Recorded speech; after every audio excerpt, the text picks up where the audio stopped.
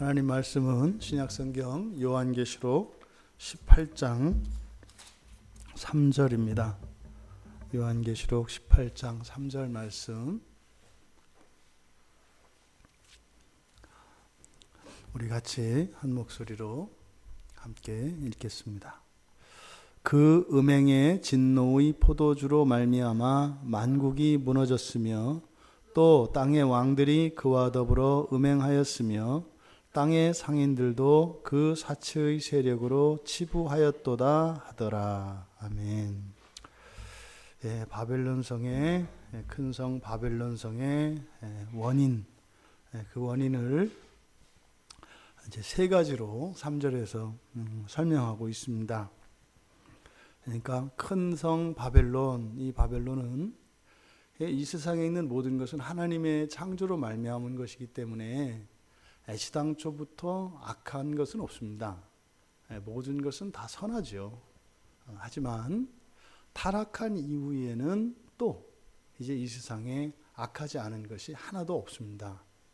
지금 여기서 이야기하는 이 멸망이라고 하는 이 멸망에 대한 이야기에는 이 두 가지에 대한 이해가 다 들어가 있습니다. 그러니까 하나님이 창조하신 이 세상이 하나님의 그 선하신 뜻과는 다르게 이런 멸망이라고 하는 이런 비참을 겪는 것에 대한 안타까움과 아쉬움, 또 한편으로는 그 멸망이라고 하는 것이 이 죄된 세상에서 이러이러한 원인들에 의해서 이루어진다 함으로써 사실은 멸망을 피할 수 있는 길을 우리에게 제시하고 있는 것입니다. 그러니까 심판적인 의미에서기보다는 철저하게 우리는 이 요한계시록을 구원적인 관점에서 읽어내야 합니다. 그래서 계시록을 읽고 우리가 두려워하거나 그것을 인해서 우리의 자유가 구속당하는 것이 아니라 오히려 계시록을 읽으면서 우리가 살아갈 길을 살아날 수 있는, 구원에 이룰 수 있는 길을 제시해주고 있는 그 복음을 우리가 발견해야 하는 것입니다. 3절에서 멸망의 원인으로 제시하고 있는 이 세 가지, 첫째는 음행의 진노의 포도주로 말미암아 만국이 무너진 것, 이것이 첫 번째고, 두 번째가 땅의 왕들이 그와 더불어 음행한 것, 그리고 세 번째가 땅의 상인들이 그 사치의 세력으로 치부한 것, 이렇게 세 가지입니다.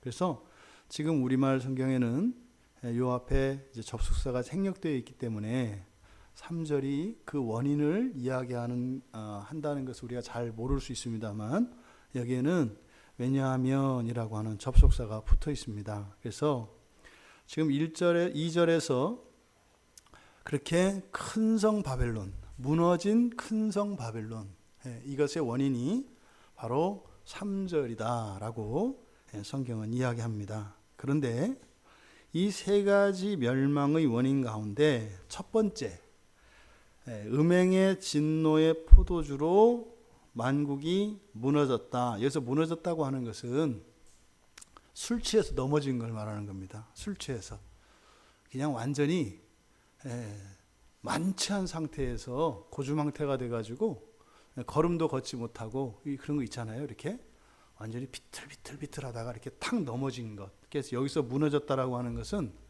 술에 완전히 취해서 걸음을 걷다가 걷지도 못하고 그냥 고꾸라진 것, 이것을 이야기합니다.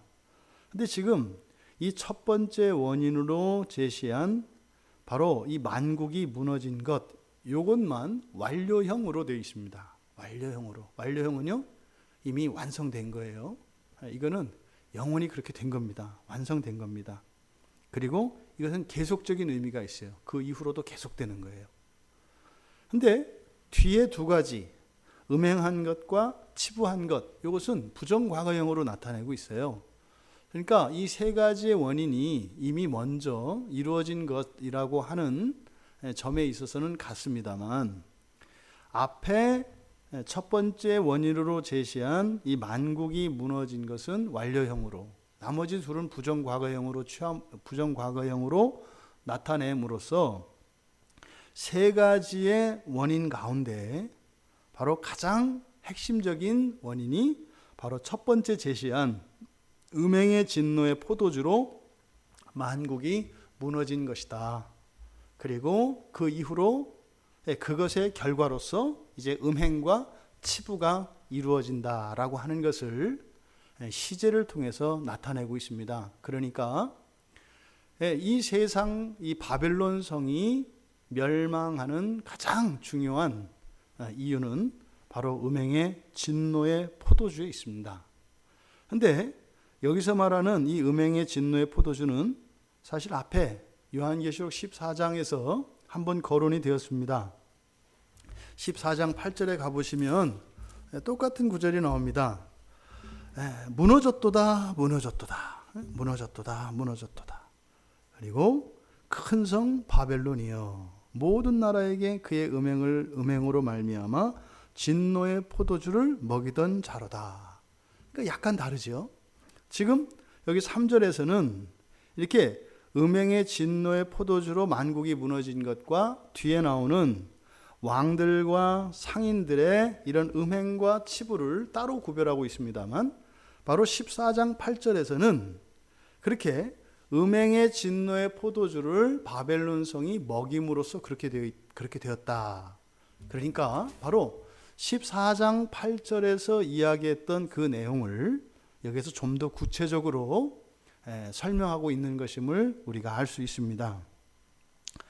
여러분들 가운데, 아니 이 세상 사람 가운데 그게 그 하나님의 진노의 잔인 줄 알고 마실 사람이 있겠어요?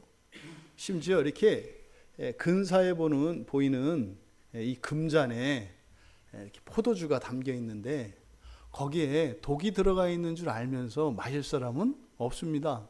어느 누구도 마시지 않습니다.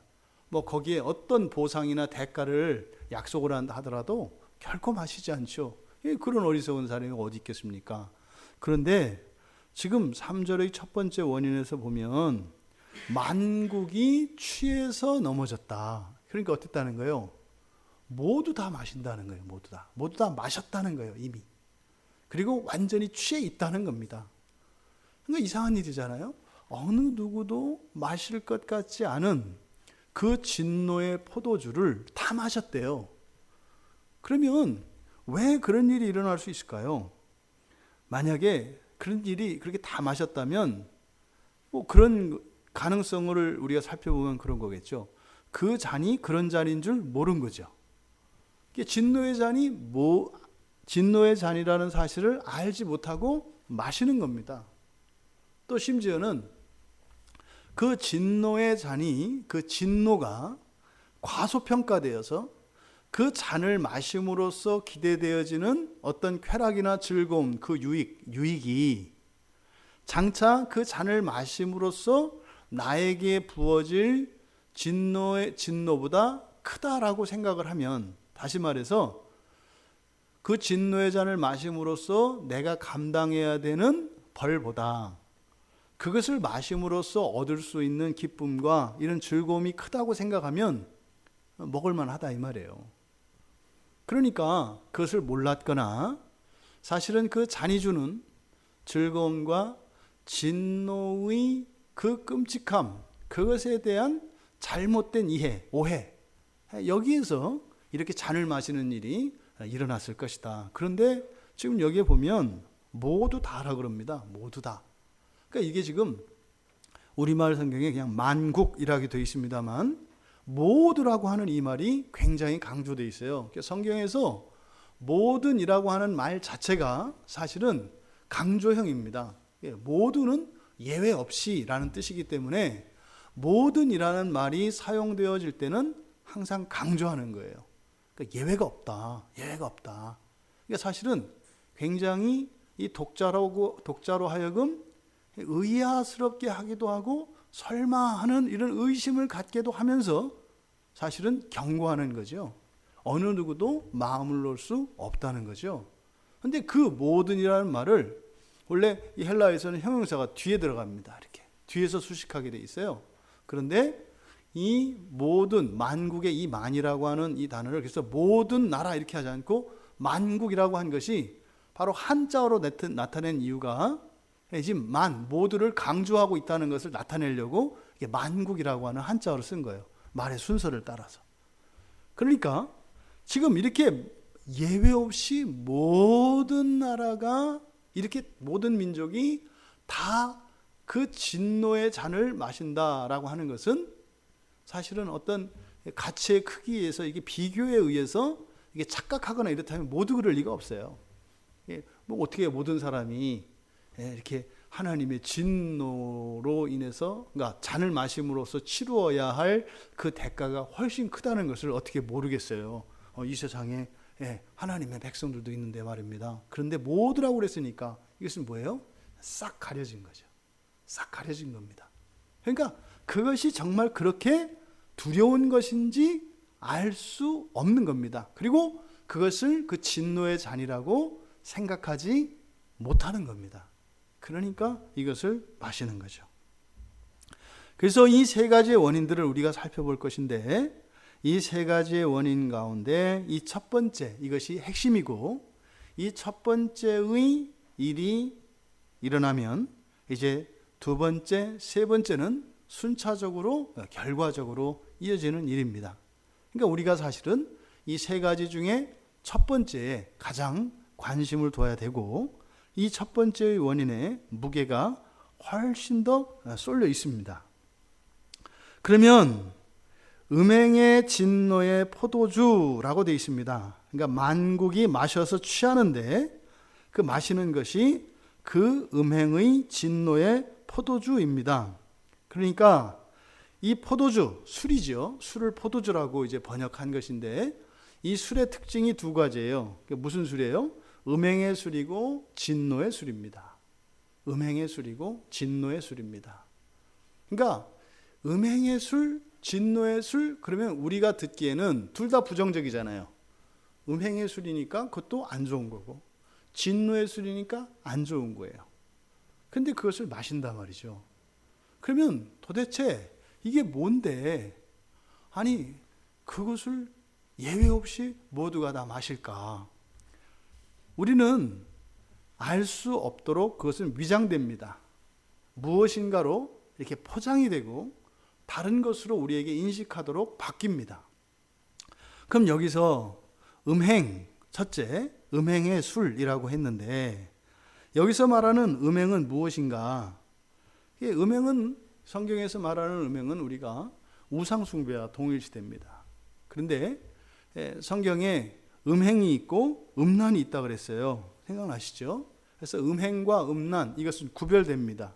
여기에서 사용된 음행은 이제 포르네이아라고 하는 말이고 이것과 구별되는 음란이라는 말이 있어요. 음란은 이제 모이케이아입니다. 모이케이아라고 하는 이 두 단어, 음행과 음란이 있는데 주로 성경에서 사용되는 것은 음행이에요. 그러니까 음란은 예외적으로 그렇게 많이 사용되지 않습니다. 그래서 마태복음 15장 19절에 보면 마음에서 나오는 악한 것들의 종류를 쭉 제시할 때 그때 이제 음행과 음란 이렇게 이제 제시됩니다. 근데 이 차이점, 음행과 음란의 차이점은 무엇인가? 기준이 돈에 있습니다. 돈이 있습니다. 돈이라고 하는 것은 사실은 우리의 어떤 물질과 관련되어진 우리들의 이 지상에서 살아가는 데 필요한 어떤 땅의 자원 이런 것들과 관계되어 있습니다.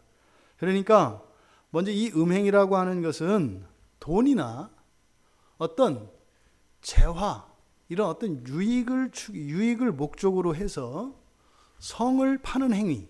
그러니까 이게 매춘이라고요. 음행이라는 말이. 그러니까 매춘부 그러면은 뭐 하는 사람들이에요? 단지 몸을 파는 사람들이 아니에요. 매춘부는 돈을 벌기 위해서 몸을 파는 사람들을 매춘부라고 합니다.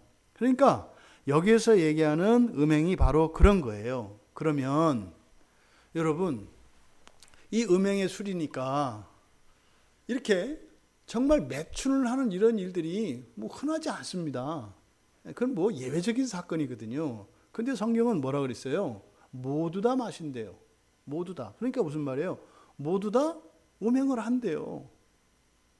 그러면 여기서 말하는 이 음행이 뭘까? 이 음행과 다른 음란은, 음란이라는 말은 그 결혼의 순결성, 그 언약관계, 결혼의 순결서약을 깨는 것을 음란이라고 합니다. 그러니까 음란은 뭐 돈이 어떤 것을 목적으로 하느냐 여기에 초점이 맞춰져 있는 것이 아니라 음란이라고 하는 것은 결혼, 그러니까 가정을 전제로 해요. 그래서 결혼한 사람들이 자기의 배우자가 아닌 다른 이성과 관계를 맺는 것을 음란이라고 해요.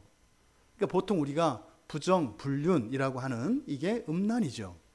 근데 지금 여기서 다루는 것은 음행이에요. 그러니까 음란을 모두 한다 이렇게 얘기하지 않거든요.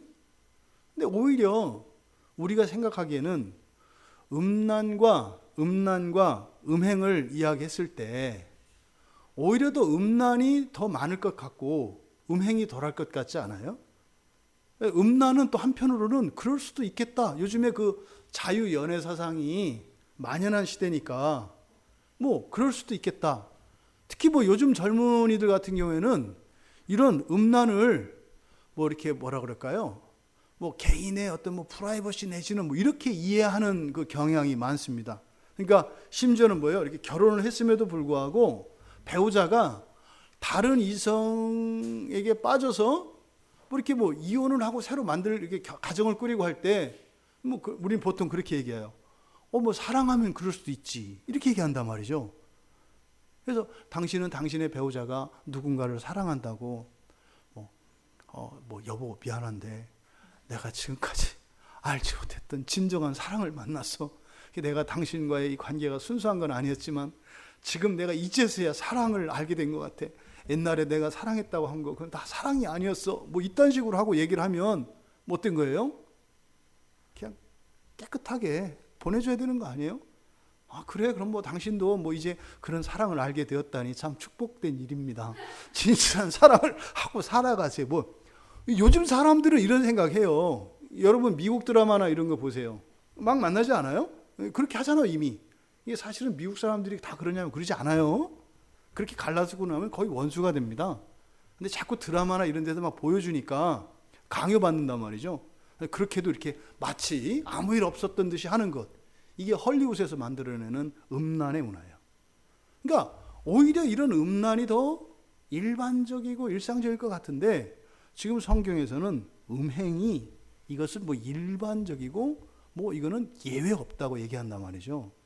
그러니까 여기서 말하는 음행의 잔이라고 하는 이 음행은 단순한 어떤 직접적인 이렇게 매춘 행위나 이렇게 정말 육체적인 어떤 뭐 이런 것만을 의미하는 게 아닌 거죠. 그러니까 오늘날 사실상 성을 상품화하는 것이 오늘날 문화의 대세입니다. 그러니까 성을 상품화한다는 것은 무엇이에요? 여성과 남성을 그 여성성, 육체적인 면을 말하는 거예요. 육체적인 면에서 여성성과 남성성을 상품화하는 이런 모든 행위들을 여기서는 음행이라고 하는 겁니다. 여러분 텔레비전 한번 딱 켜보세요. 모든 광고에는 전부 다 성이 상품화되어 있습니다. 모든 성에는 상품화되어 있습니다.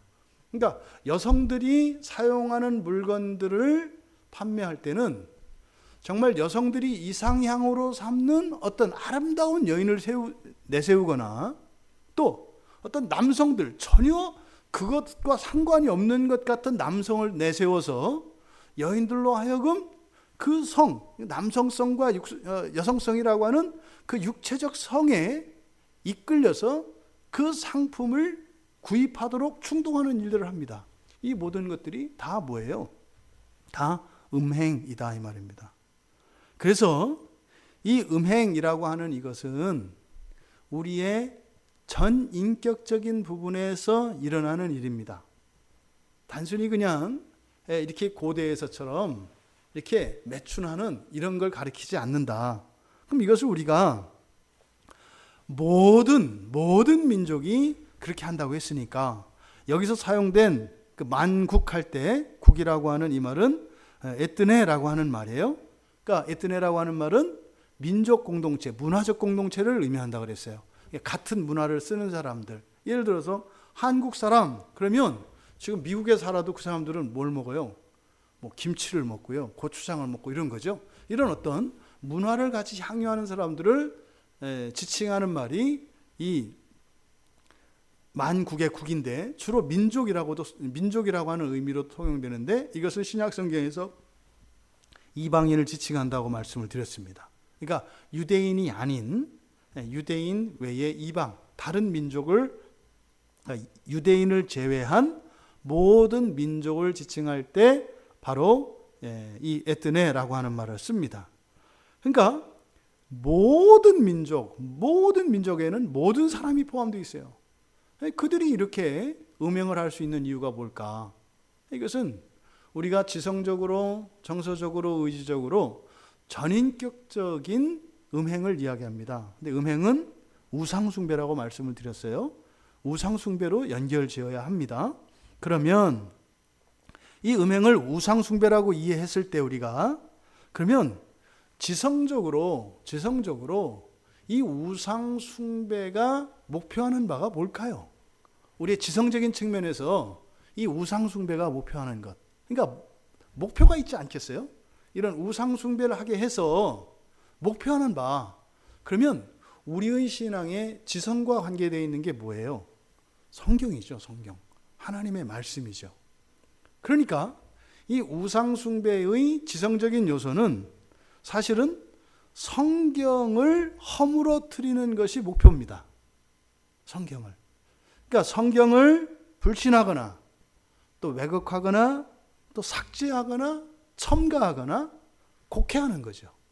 이것이 지성적인 우상숭배입니다. 그러니까 지성적인 면에서 대표적인 이 우상숭배는 성경을 하나님 말씀으로 인정하지 않고요.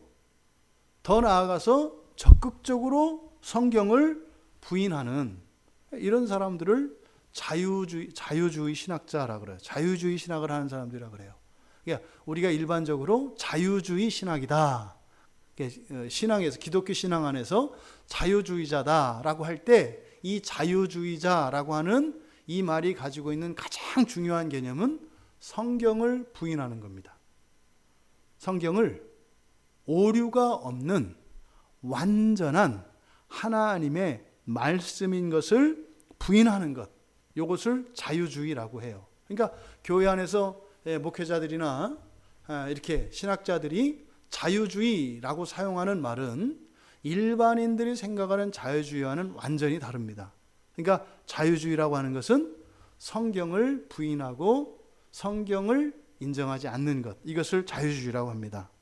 또 성경의 주권을 하나님께 두지 않고 이것을 인간 중심으로 해석해내는 인본주의적인 해석입니다.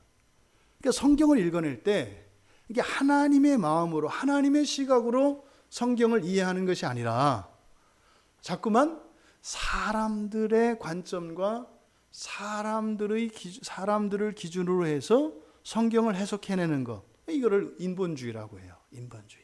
그러니까 사람 중심으로 이해하는 것. 그러니까 어떻게 되겠어요? 성경을 읽어내면요.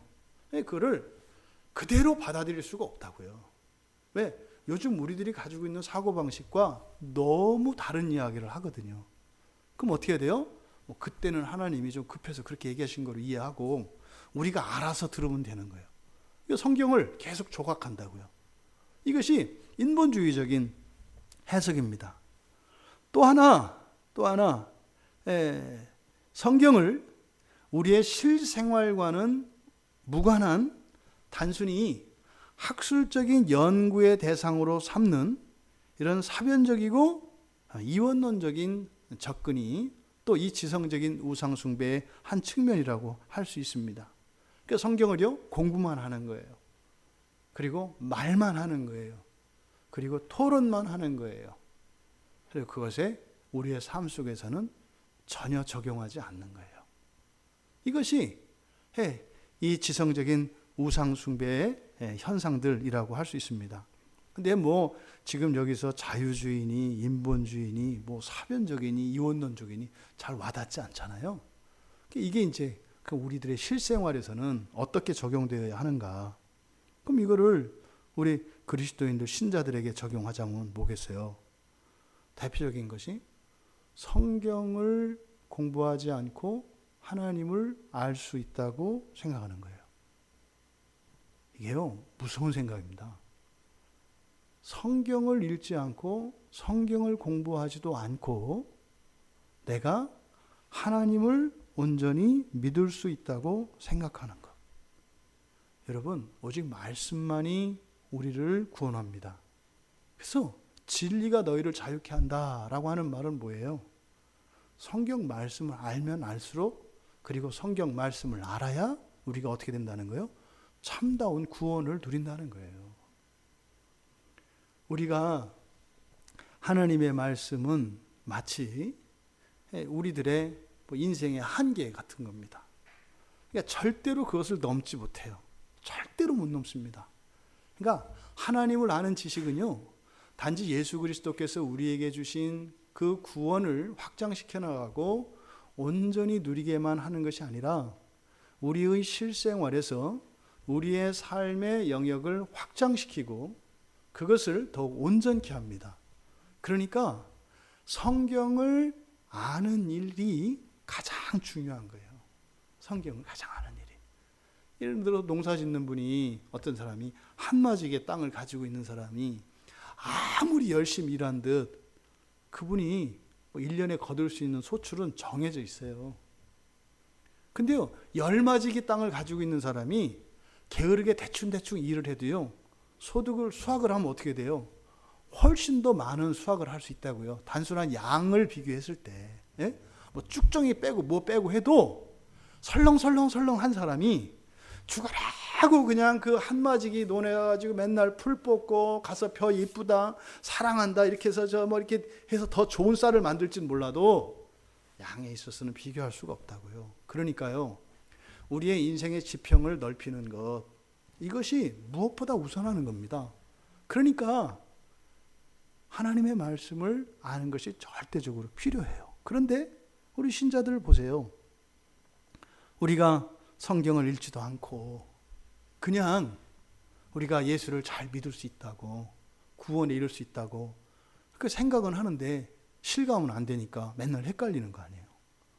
내가 예수를 믿어서 구원받는데 사실은 뭐 그렇게 하면 되나? 이런 의문이 드는 거죠. 왜요? 실감이 안 되니까.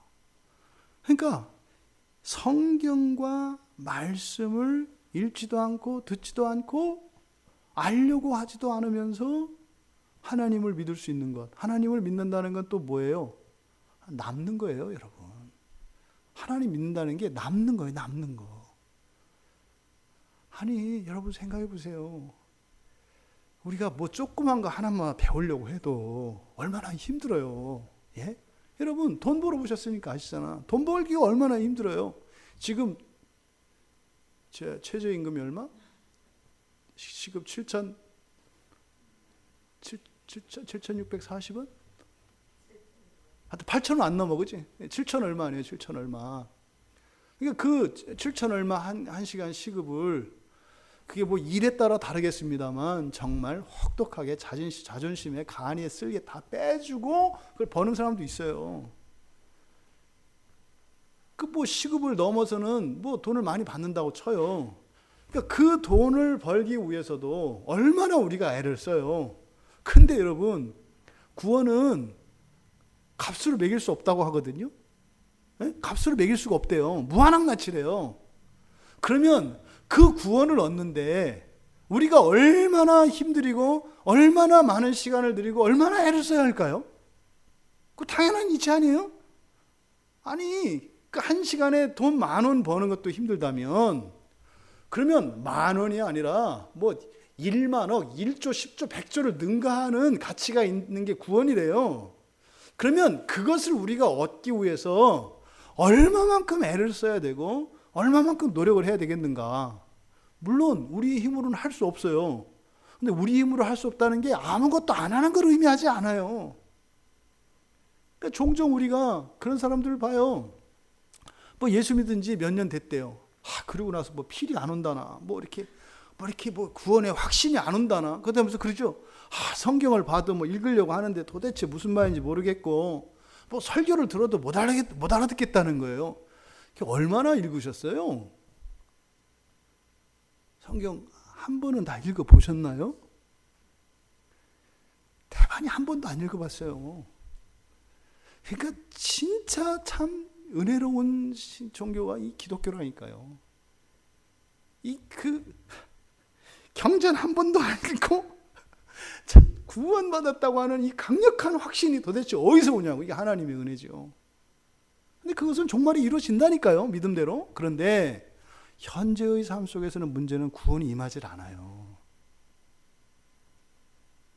그러니까 하나님의 말씀이 우리의 인생을 바꾸고, 정말 우리의 그 지경을 넓히는 일이라면, 땅 한 평 사기 위해서도 엄청난 시간과 노력과 그 자존심과 모든 걸 다 버려야 되는데, 내 인생 전체를 바꾸는 하나님 말씀을 아는 일이 어떻게 쉽게 될 수 있다고 생각하냐 이 말이에요. 조금만 생각해도 이게 섬찟한 얘기라니까요. 최소한 그렇게 하지 않더라도 맞아, 그럼 안 되는 거구나, 이렇게 생각해야 되는 거죠. 이게 단지 성경을 읽지 않고 하나님 믿을 수 있다 이런 식으로만 우리에게 오느냐? 아니요. 근데 거기에다 또 그것도 그것만 문제가 아니라 또 적이 있어요. 이게 뭐냐면, 우리 신앙의 기초를 전적인 하나님의 은혜 위에 두지 않는 겁니다. 우리의 신앙의 기초는 어디에 있어요? 전적인 하나님의 은혜 위에 서 있습니다. 우리의 구원은 그저 하나님의 절대적인 주권과 하나님의 일방적인 은혜 위에 우리의 구원이라고 하는 우리의 신앙이 세워져 있는 거라고요. 이거는 절대적입니다. 그런데 말입니다, 그런 하나님의 전적인 은혜가 아니라 우리의 종교적인 실천이나 이런 행위, 이런 것들을 기초로 삼는다고요. 사도 바울이 고린도전서 15장 10절에서 그런 얘기를 한다고요. 내가 다른 사도들보다 더 열심히 살았어. 사도 바울 얘기가 그래요. 그러니까 결코 사도 바울이 그렇게 얘기한 거는 비교하거나 그런 게 아니에요. 그러니까 그 얘기를 하려고 한 게 아니에요. 근데 자신 있게 얘기하는 거예요. 내가 베드로나 요한이나 야고보나 다른 모든 사도들보다도 내가 정말 더 많이 수고했다, 이렇게 얘기를 해요. 그러니까 그렇게 딱 공개적으로 얘기했을 때는요, 다른 사람들도 그 말을 들었을 때 반론을 제기할 수 없는 거예요. 그런데 사실은 사도 바울이 그 말을 한 것은 자기가 다른 사도들보다 더 수고했다, 자기의 공을 얘기하려고 하는 게 아니죠. 근데 사도 바울이 한 얘기는 뭐냐면, 그거 내가 한 게 아니다, 이 얘기 하려고 한 거예요. 사람들이 볼 때는 사도 바울이 어떤 거예요? 굉장히 더 수고했어요. 굉장히 더 수고했어요. 대표적으로 사도 바울은 결혼을 안 했어요. 사도 바울은. 다른 사도들은 다 대략 다 가정을 가진 것으로 보여요.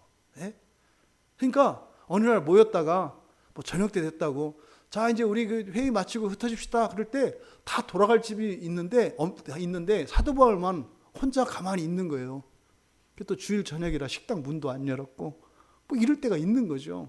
그러니까 그런 일들이 모든 사람들에 의해서 인정이 돼요.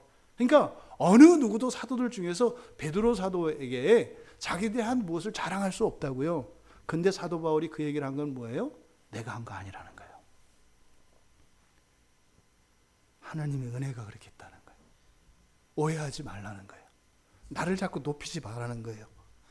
내가 그런 사람이 아니라는 거예요. 이것은 정직한 고백입니다.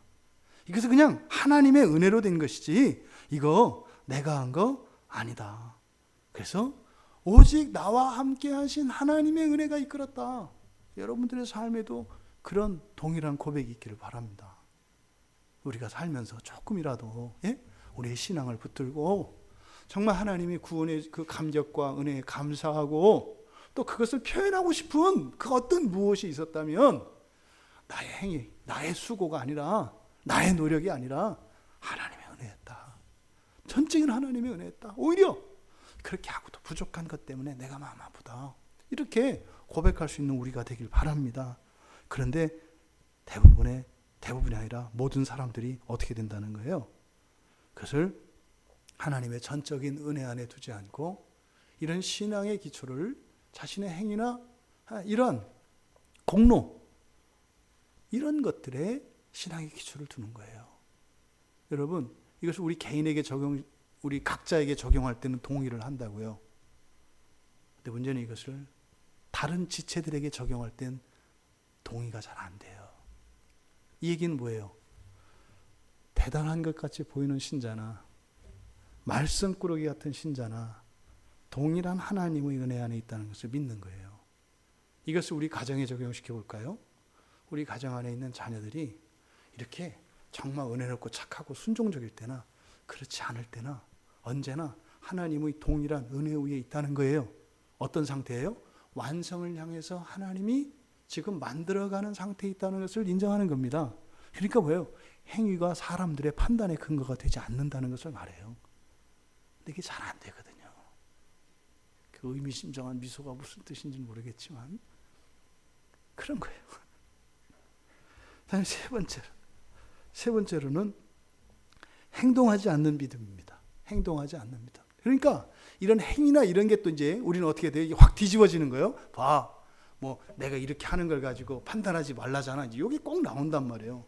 그래서 야고보 사도가 예수님의 동생 야고보가 야고보서 2장 17절에서 그런 사람들을 대비해서 행함이 없는 믿음은 죽은 것이다. 이렇게 얘기한다고요. 그러니까 부모의 입장이나 다른 사람이 이렇게 판단할 때는 절대로 행위나 이런 것을 보면 안 되지만 행위가 없는 사람의 입장에서 그걸 요구하면 안 되는 거예요. 그 사람은 어떻게 해야 돼요? 스스로 그런 행위가 없다면 내 믿음이 죽은 거구나. 내가 하나님 속속이고 있는 거구나. 이렇게 생각을 해야 되는 거죠. 근데 바로 이런 지상적인 이런 우상숭배라고 하는 것은 우리들 안에 이렇게 다양한 형태로 나타날 수 있습니다. 이게 앞서서 이야기했던 그냥 단지 사변적인 신학, 인본주의적인 신학, 자유적인 신학이라고 하는 우리의 적용점인 거예요. 이것이 지성적인 측면에서의 우상숭배입니다.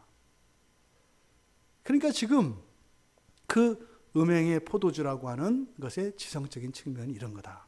두 번째, 정서적인 측면입니다. 그럼 여러분, 정서는 우리의 감정, 그죠? 그럼 이 정서적인 우상숭배의 목표는 뭘까요? 우리 기독교 신앙에서 핵심적이고 본질인 우리의 감정과 관계되어진 게 뭘까요? 사랑이죠. 그러니까 이런 정서적인 우상숭배의 목표는 사랑을 더럽히고 사랑을 무너뜨리는 거예요. 이 정서적인 우상숭배의 목표는 이 사랑을 깨트리는 겁니다. 사랑을 더럽히는 겁니다. 그러니까요, 예수 그리스도가 아닌 다른 대상을 사랑하도록 하는 거예요. 정서적인 우상숭배의 목표는. 여러분의 하나님은 누구세요? 여러분의 하나님은 예수이십니다. 여호와는 사실은 우리가 그냥 구약에 알려졌던 그 하나님의 이름을 잃어버렸기 때문에 그냥 우리가 약속으로 부르는 것이 여호와, 야훼지 진짜 하나님의 이름은 아니라고요. 잃어버렸어요. 실전됐다고요. 쓰지 않아요, 이제는. 그런데 우리가 알고 있는 하나님의 이름이 있어요. 뭐예요? 예수입니다. 예수. 그러니까 우리의 사랑과 우리의 예배의 대상은 예수예요. 여기에 삼위일체가 다 들어가 있는 거예요. 또 이게 예배는 삼위일체 하나님이 받으셔야 되는데 이렇게 얘기하지 말고 그 얘기하는 순간 사실 그 사람이 이단인 거예요. 왜? 분리돼서 생각하니까 내가 예수라고 하면 예수는요 삼위일체 하나님인 거예요. 성부 하나님, 그냥 삼위일체 하나님인 거예요. 우리가 이해를 위해서 나눌 때는 삼위일체를 얘기하는 것이고 우리에게 모든 것은 뭐예요? 예수입니다. 예수. 그러니까 예수가 아닌 다른 대상을 사랑하도록 하는 것, 이것이 정서적인 우상숭배예요. 이 말은 뭘까요? 예수님을 배제한 채 그리고 예수님이 없는 사랑이 가능하다고 생각하는 거예요. 예수님이 없이 예수님과 무관한 사랑이 가능하다고 생각하는 거. 이게 정서적인 우상숭배라니까요. 여러분, 그냥 우리 각자를 생각을 해보세요. 우리가 맺고 있는 모든 관계가 예수 안에서 이루어지나요? 이 얘기는 예수 믿는 사람끼리, 그리스도인끼리 친구해라 이런 얘기가 아니죠. 그죠? 믿지 않는 사람이라 하더라도 얼마든지 친구가 될 수 있어요. 근데 그 믿지 않는 불신자와 내가 친구가 되고 사랑하는데 이게 예수 안에서 이루어져야 된대요. 이게 무슨 말이에요? 예수님이 그 사람을 향하여 가지신 그 마음으로 우리가 돼야 된다는 거예요. 예수의 마음으로. 그러니까 사실은요, 어떤 의미에서 나와 관계를 맺고 있는 모든 사람들은 사실은 잠재적인 전도 대상자들이죠. 그래서 전도 대상이라고 할 때 이렇게 교회 데려오는 거 이렇게 생각하지 마세요. 그리스도의 사랑, 예수의 사랑을 전하는 거죠. 예수의 사랑을 전하는 거, 이게 전도란 말이죠. 근데 그들은 몰라요. 그러니까 우리는 항상 그것을 염두에 두고 있죠. 이것이 예수 안에서 이루어지는 사랑이에요. 심지어 반대로 말입니다. 같은 교인이에요. 같은 기독교인이에요. 그런데 예수와 상관이 없는 어떤 관계를 맺을 수 있어요. 같은 그리스도인이라고 해서 예수 안에 있는 게 아니에요. 신앙으로는 있죠. 하지만 정서적으로 예수 안에 있는 것은 아니다. 항상 우리가 교회 안에서 맺는 모든 관계의 이유는 뭐예요? 예수입니다. 너 예수 안 믿으면 너고 나고 끝이야? 예, 그런 거예요. 항상 그게 있어야 되는 거예요. 그러니까 너 나 계속 보고 싶으면 어떻게 해야 돼요? 예수 떠나지 마. 이런 거죠. 내가 예수 안 믿으면 너 나 버릴 거지. 그러니까 나도 예수한테 꼭 붙어 있을래. 이런 거죠. 그래서 항상 개인 간의 모든 관계 속에서 일어나는 사랑의 중심은 예수이어야 되는 것입니다. 그런데 예수 없이 우리가 사랑이라고 하는 명분을 붙여주고 거기에다가 뭐 이런저런 뭐 핑계들을 댑니다.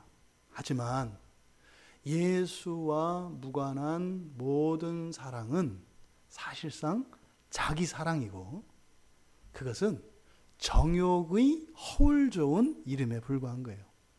자기 사랑이라는 말 자체가 사랑 아니라는 얘기예요. 정욕이에요. 정욕을 이렇게 가짜 사랑표를 붙여줘서 정욕인데 안에는 정욕인데 그 병뚜껑에 그 라벨은 뭐가 붙은 거예요? 자기 사랑이라고 붙어 있는 거예요. 열어보면 다 썩은 정욕이라고요. 그러니까 우리가 맺고 있는 모든 관계 속에서의 이 자기 사랑은 정욕입니다. 그러니까 이 정욕은 사실은 뭔가요? 이기심이죠. 이기심입니다. 오직 나만 생각하는 거예요. 이 사랑이라고 하는 것은 사실은 언제나 우리를 생각하죠. 사랑은 확장돼 갑니다. 이렇게 성격이.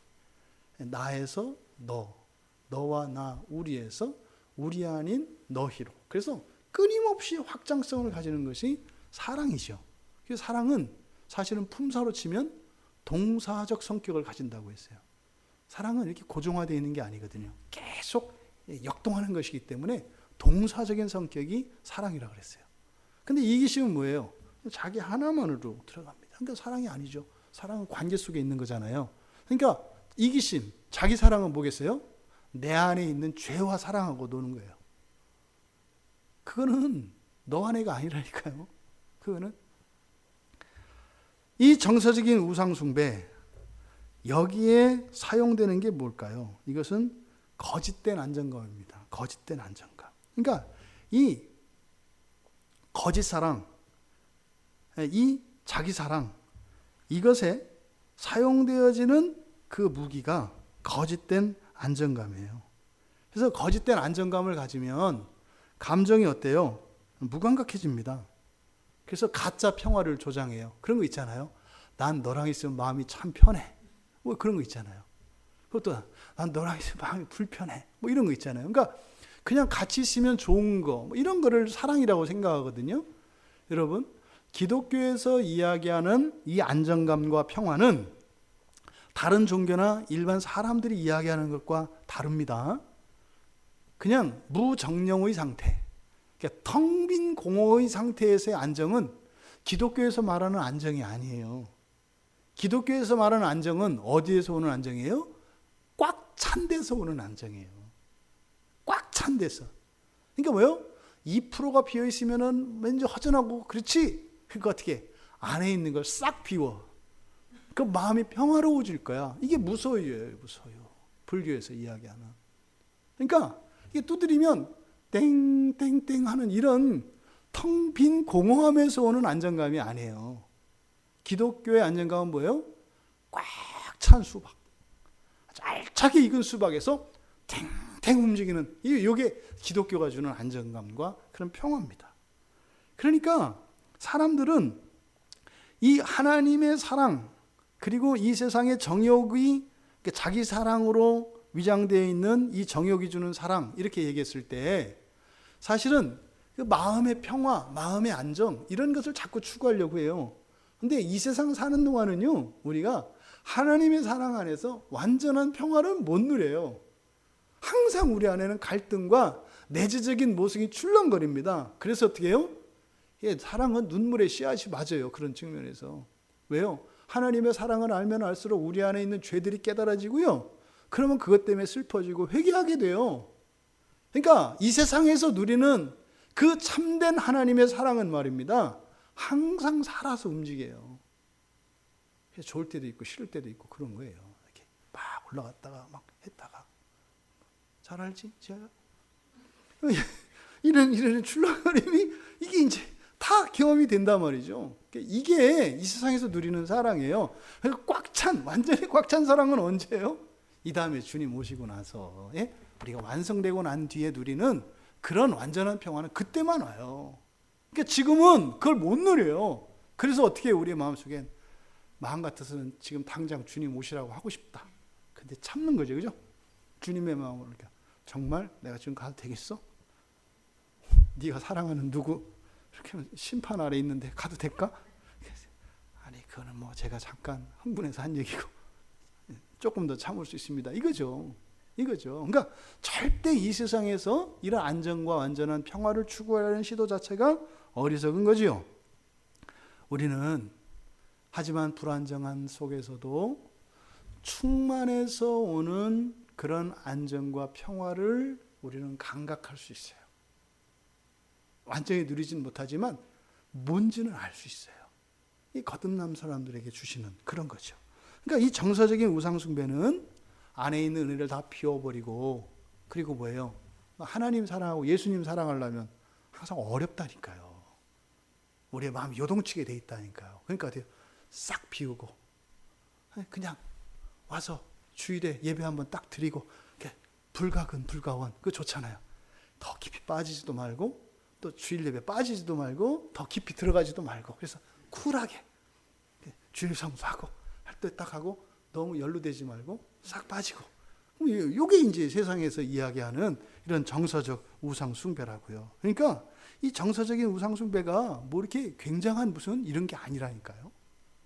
하나님과의 사랑을 포기하고 하나님이 아닌 우리 주 예수 그리스도가 아닌 다른 것과 사랑의 관계를 이 거짓 사랑의 관계에서 오는 이런 안정과 평화를 추구하도록 하는 것 이것이 정서적인 우상 숭배에서 나타나는 현상이다.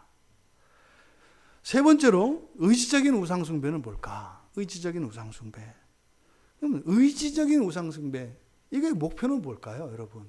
의지적인 의상 숭배. 그러니까 우리의 인간의 의지에 이 의지로 하여금 우상 숭배를 하게 해요. 그것의 목표는 뭘까? 의지가 하는 일은 뭐죠?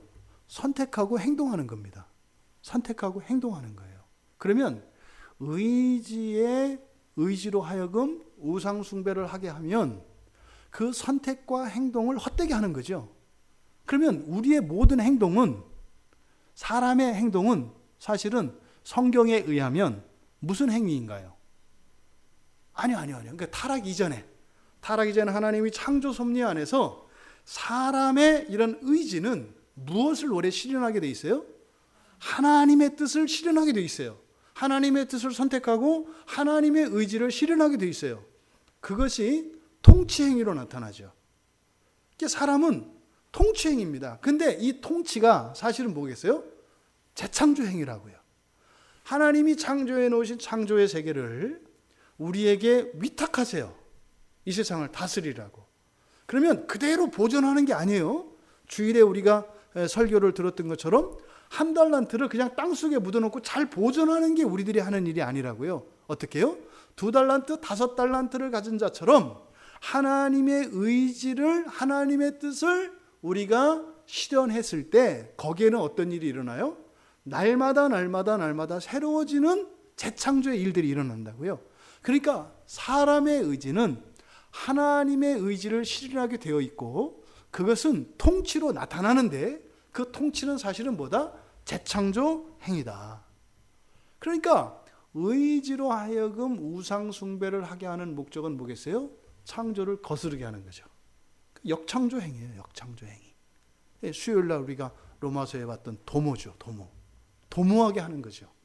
하나님의 창조를 날마다 더 그 영광을 빛나게 하는 것이 아니라 그것을 거스르고 그것에 반하는, 오히려 파괴하고 그 빛을 가리는 이런 역창조 행위, 이것이 바로 의지적 우상 숭배라고 할 수 있습니다.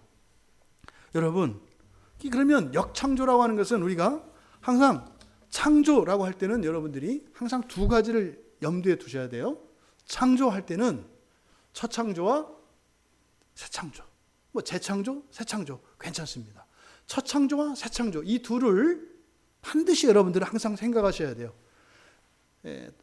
단언컨대 기독교 진리가, 이 계시가 점점 점진합니다. 그러니까 계시가 자꾸 드러나게 돼 있어요. 시대가 가면 갈수록 계시가 더 빛을 발하고 점점 구체적으로 더 많이 풍성하게 나타나게 돼 있어요. 단언합니다. 제가 감히 넘볼 수 없는 인간적인 비교에 의하면 칼빈도 제가 아는 하나님의 계시에 다다르지 못했습니다. 왜요? 그것이 성경의 원리예요. 우리보다 앞선 세대의 사람이기 때문에, 물론 칼빈이 개인적으로 이렇게 다다랐던, 그리고 신앙의 위대한, 심지어는 사도들조차도 다다르지 못했던 그런 하나님의 놀라운 구원의 계시에 여러분들은 더 많이 나아가 있어요. 이게 계시의 점진성이거든요. 계시의 점진성은 시대와 공간을 향해서 나갈 뿐만 아니라 성경 속으로도 점진성이 있습니다. 그래서 더 많이 알게 되어 있다니까요.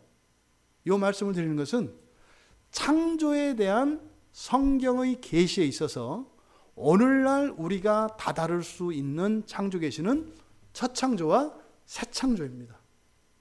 이 부분이 이 시대를 살아가는 우리들에게 허락하신 특별한, 이 시대에 주신 하나님의 선물이라고 저는 믿어요. 그러니까 이 창조라고 하는 말이 있을 때는 항상 첫 창조와 재창조를 잊지 마라. 굉장히 중요한 관점입니다.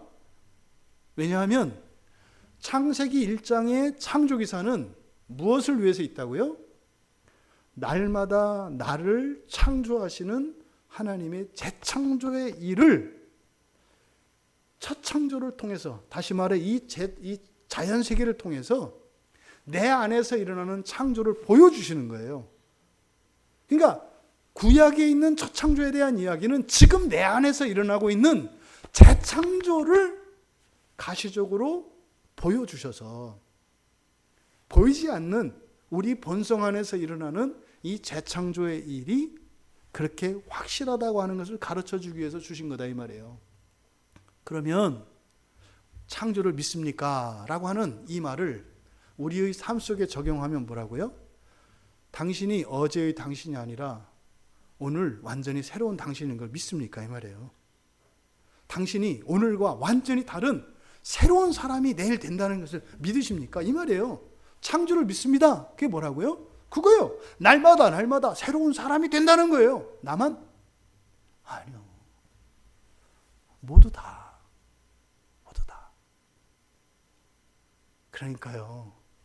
이 세상에 있는 모든 사람들에 대한 기대를 우리가 놓을 수가 없는 거예요. 창조를 믿으면요. 물론 실망 많이 합니다.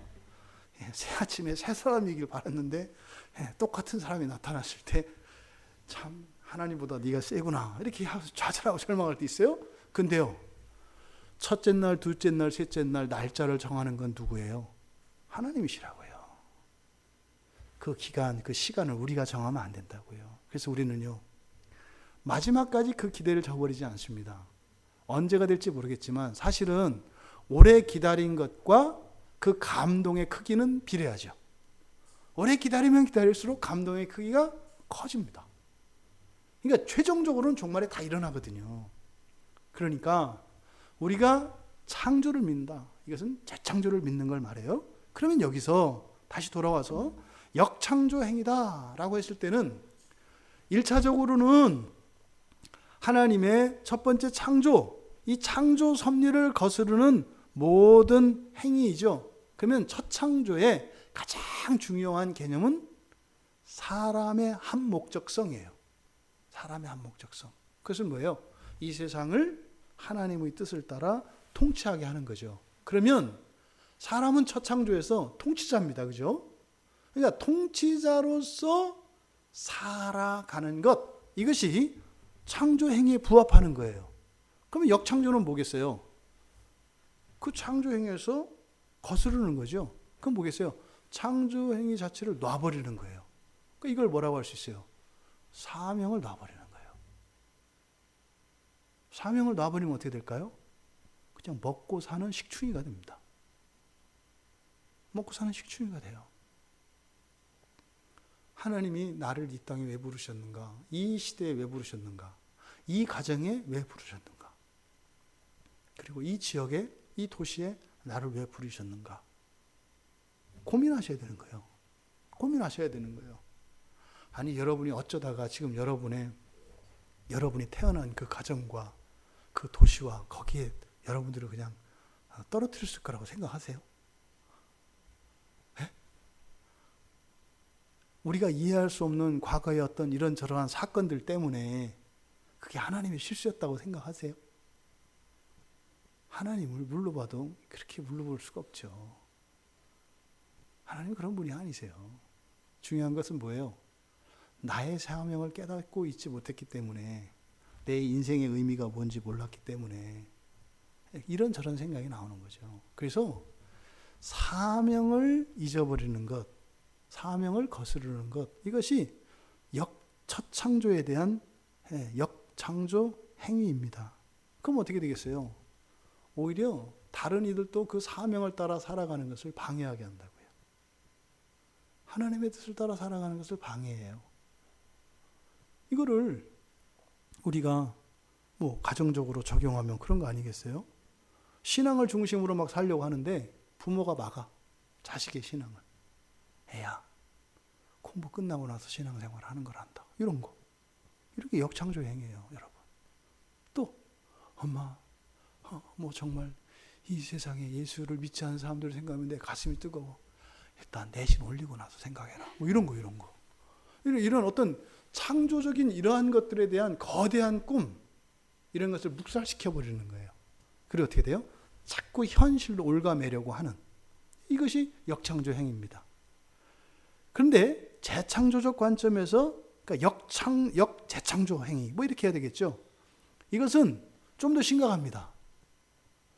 창조 행위에서 한 걸음 더 나와서 마치 창조의 섭리 안에서 기여하면서 창조적인 삶을 살아간다 할지라도 그런 사람들에게도 재창조에 대한 이해가 없으면, 믿음이 없으면 어떻게 하게 돼 있어요? 재창조에 거스르는 삶을 살게 돼 있어요.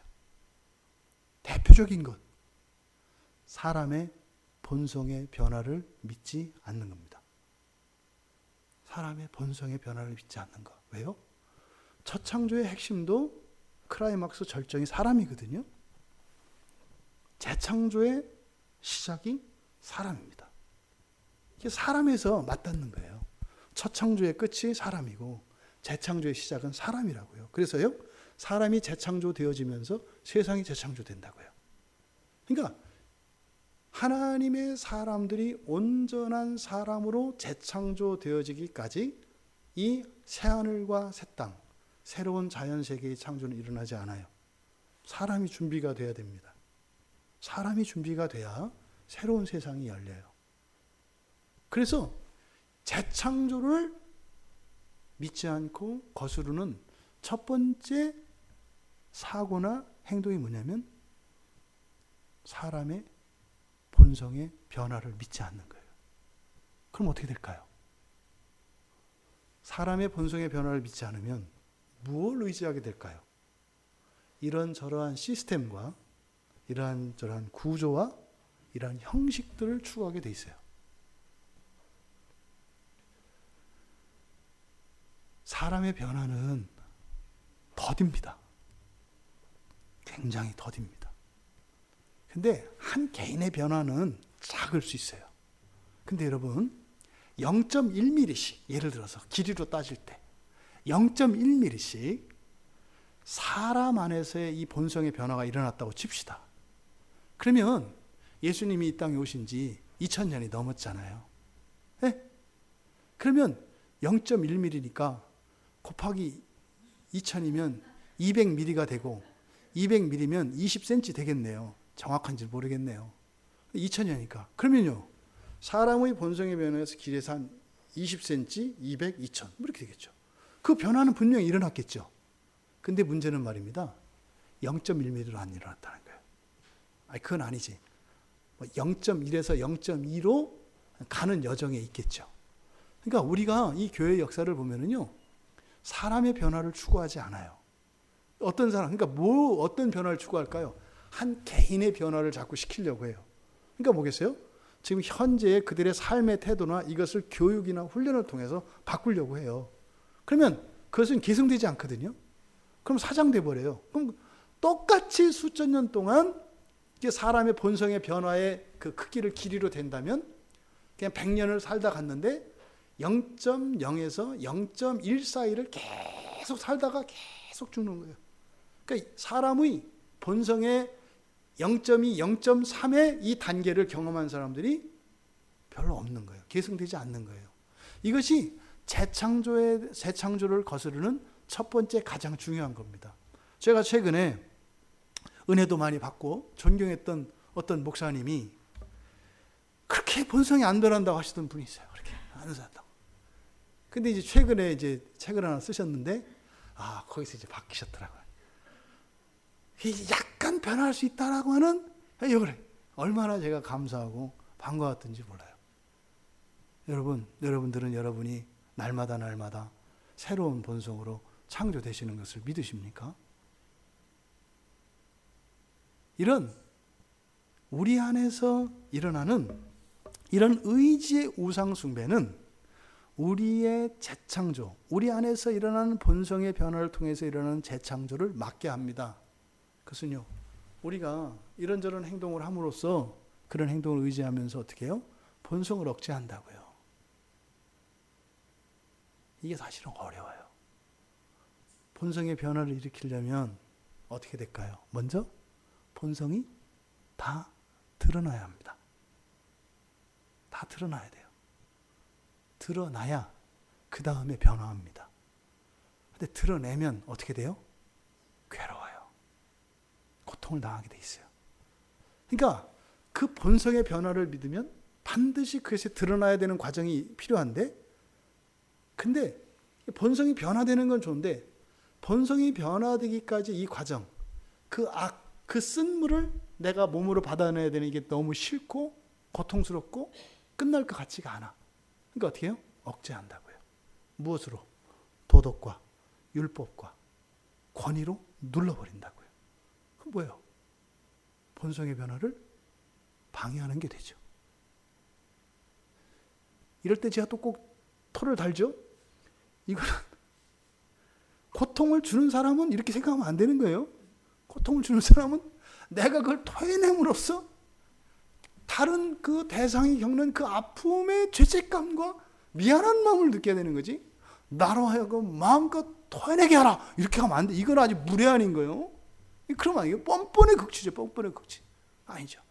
근데 우리의 재창조가 막는 행위 뭐예요? 아파요. 저부터도 그래요. 저부터도.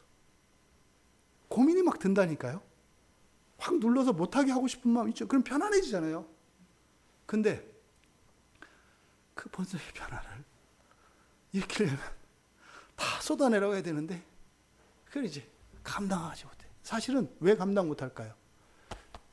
제 은혜가 떨어지고 제 영적인 능력의 한계를 뛰어넘을 때 제가 의학하고 사실은 억누르는 게 되는 거죠. 그럴 때 이제 버럭하는 거죠. 물론 모든 버럭이 다 누르는 거 아니에요. 이렇게 본성의 변화를 우리는 그냥 이런 사고 속에서는 바란다. 하지만 실제 삶 속에서는 그게 쉬운 일이 아니기 때문에 반드시 그것은 누군가의 고통, 심지어는 개인이 아니라 한 개인의 본성의 변화를 위해서는 많은 사람들의 피 흘림이 필요합니다. 그래서 공동체가 절대적으로 필요한 거예요. 한 사람이 못 받아내요. 그러니까 교회가 없으면 본성의 변화는 불가능합니다. 그러니까 어때요? 위장해서 살다가 외식해서 살다가 그냥 죽는 거예요. 그러면 그 밀린 숙제는 어떻게 된다고요? 다 해야 된다고 그랬어요? 다 해야 돼요, 다. 그 너무 어렵다니까요. 그래서 이 세상의 교회는 그래서 어떻게 된 거예요? 말씀드렸잖아요. 예루살렘이라고 하는 도시의 특징은 뭐다? 피비린내다. 거룩한 성 예루살렘, 찬란한 하나님의 땅이 아니에요. 피비린내라니까요. 왜요? 매일같이 재물을 그렇잖아요. 하루에 10만 마리 이상 잡았대요. 그러니까 예루살렘에는 그 동물들의 피로 시내를 흘렀다 그래요. 목격자들에 의하면. 그러니까 예루살렘은 그렇게 가고 싶은 곳이 아니에요. 딱 가면 피비린내가 난다니까요. 여러분, 지금같이 이렇게 좋은 신발도 아니고 옛날에 샌들 아니에요. 그거 잘못하면은 발에 덕지덕지 선지처럼 굳어져 버린 그런 피들이 여러분 발에 묻어요. 좋아요? 그러니까 사람들이 이렇게 편안히 걸을 수도 없는 땅이에요. 예루살렘이라고 하는 것은. 그게 교회입니다, 여러분.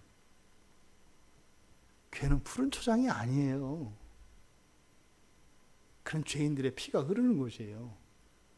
근데 그 피를 통해서 사실은 어떤 일이 일어나요? 죄가 용서되어지고 그래서 회심의 일들이 일어나고 보여지는 가시적인 세계는 그 더러움과 추악함들이 있지만 거기에서 변화되는 것은 인간의 영혼과 사람의 본성의 변화가 일어나는 거예요. 그래서 교회의 아름다움은 이런 질서나 이런 깨끗한 뭐 이런 게 아니에요. 사실은 우리 성도들 안에서 일어나는 회심의 일들이죠. 이것이 교회의 순결이고 아름다움이고 이게 교회의 능력인 거죠. 그런데요, 어렵다니까요. 그러니까 우리는 이것을 포기할 수 없어요. 그래, 이런 의지적인 우상숭배의 요소가, 우상숭배의 목표가 바로 여기 있다는 거예요. 결국은 이것을 우리가 신학적으로 얘기하면 회심을 거스르는 거죠. 회심을 거스르는 이것이 의지적 우상숭배의 목표인 것입니다. 여러분, 지금 이 세 가지 지성적인 측면과 정서적인 측면, 의지적인 측면을 우리가 살펴보았습니다. 뭐요? 음행의 포도주 말입니다. 그런데 이 음행의 포도주가 우리에게는 어떤 것처럼 이렇게 다 거스르는, 지성적으로, 정서적으로, 의지적으로 거스르는 이것이 우리에게는 어떻게 느껴진다? 좋게 느껴진다. 이 음행의 포도주, 이런 우상숭배의 요소들이 우리의 전인격적으로 우리들에게 완전히 흠뻑 부어져서 그냥 완전히 몸도 못 가눌 정도로 그렇게 우리가 흠뻑 마셨다는 거예요. 그러면 우리의 지성과 정서와 의지가요, 완전히 그 우상숭배에 빠져 있다는 거예요. 완전히 말입니다. 그러니까 이것이 정말 하나님의 은혜가 아니고서는 어떻게 우리가 여기서 벗어날 수 있겠으며 구원받을 수 있겠습니까? 그 음행의 포도주로 모든 민족이 취해서 넘어졌다면, 여기서 말하는 민족은 이방이라 그랬어요. 그러니까 지금 이 계시록에서 주는 이 말씀은 사실은 우리들 이방인들이기 때문에 우리에게 직격탄 것 같습니다. 우리의 전인격이 어떻다? 철저히 우상숭배에 완전히 쩔어 있다는 거예요. 우리들 자신을 되돌아볼 수 있기를 바랍니다. 이것이 왜요? 이러한 우리들 안에 있는 이런 우상숭배적 요소들이 어떻게 한다? 큰 성 바벨론을 무너뜨린다는 거예요. 큰 성 바벨론은 작게는 우리 지역사회가 되겠고 좀 더 크게는 우리나라, 대한민국이라는 나라도 되겠고, 더 나아가서 지구촌 공동체 전체도 포함되는 것입니다. 그러니까요, 우리가 이 음행의 잔, 이 우리 안에 있는, 우리의 인격성 안에 있는 이 우상숭배적 요소를 제거하는 일은 뭐예요? 세상을 살리는 일인 거죠. 우리나라 살리는 거고, 이 지역, 이 도시, 더군다나 우리 가정, 모든 공동체를 살리는 것이죠. 오늘 우리가 그 멸망의 원인의 첫 번째, 음행의 포도주에 취한 것, 이것은 사실 진노의 포도주라고 했습니다. 좋아 보이지만 그것에 대해서는 반드시 어떨 것이다? 하나님의 심판이 있을 것이다. 밑에 가보시면 뒤에 있는 그 원인들에 대한 내용이 나와요. 9절에 가보면 그와 함께 음행하고 사치하던 땅의 왕들이 불타는 연기를 보고 울고 가슴을 치고 고통을 무서워하고, 그렇게 막 또 11절에 가면 상인들이 전부 다 후회하게 될 거라는 거예요. 그런데 이 음행의 포도주는 우리에게 맛있는 것처럼, 즐거움을 주는 것처럼 생각하고 있다. 여러분, 우리 안에 있는, 우리 인격성 안에 있는 우상숭배적 요소를 우리 각자 점검하고 살펴볼 일입니다. 그리고 그것이 하나님의 진노 아래 놓여 있는 것이다 라고 하는 것을 깨닫고, 이제 우리가 그 음행의 술에서 우리가 깨어나야 할 때입니다. 하나님, 나를 깨워주세요. 나를, 이 음행의 술에 취해 있는 나를 깨워주세요. 나의 지성을 깨워주시고, 내 정서를 깨워주시고, 나의 의지를 깨워주셔서 나의 변화를 통해서 정말 추락하는 것 같은, 멸망하는 것 같은 이 바벨론 성과 같은 이 나라, 이 민족이 회복되게 해주세요. 예, 여러분에게 소망이 있는 겁니다. 여러분 한 분만 정말 이 우리의 전인격 속에 있는, 배어있는 이런 우상숭배로부터 벗어나려고 몸부림한다면 이 나라는 타락하든 멸망을 향해서 가든 그 굴러감이 멈춥니다. 속도가 늦춰집니다. 결코 혼자 할 수 없습니다. 이 땅에 많은 그리스도인들이 그 일에 참여하고 있습니다. 많은 이들이 피 흘리며 애통해하며 고통당하고 있습니다. 여러분, 우리 한 사람 한 사람 더 참여합시다. 그래서 우리 지체들의 고통과 아픔이 덜어질 수 있었으면 좋겠습니다.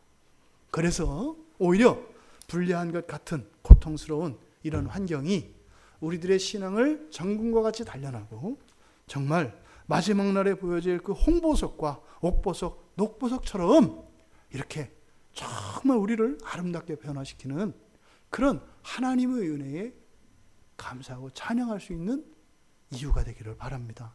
고난을 두려워하지 맙시다. 이 세상을 거스르는 것, 우리 안에 있는 우상숭배적 요소들을 제거하고, 그러니까 싸워서 이기는 일을 두려워하지 맙시다. 왜요? 예수 그리스도가 함께 하시기 때문입니다. 그런 이들에게는 반드시 하나님이 함께 하십니다. 그래서 그렇게 하나님의 인도하심을 받으며 그 음행의 술에서 깨어나며 이제 그 음행의 술잔을 엎어뜨리고, 그래서 이 세상을 더욱 거룩한 세상으로 만들어가는 그 일에, 그 재창조의 일과 창조의 목적에 부합하는 그런 삶으로 살아가는 우리 모두가 되기를 주님의 이름으로 축원합니다. 우리 말씀을 생각하며